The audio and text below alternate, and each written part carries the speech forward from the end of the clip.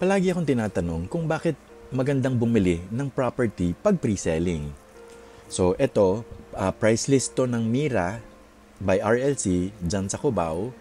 Halimbawa, ang binili mo na condo ay 6 million. Tapos, ang monthly mo ay 11,000 pesos.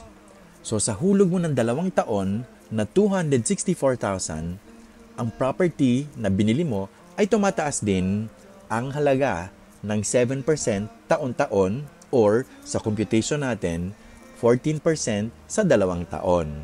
Para lang madali nating maintindihan.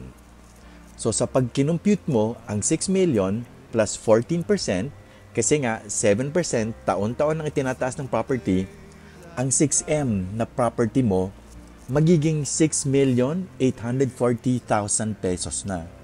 In 2 years, ang capital gains mo ay 576,000 pesos na.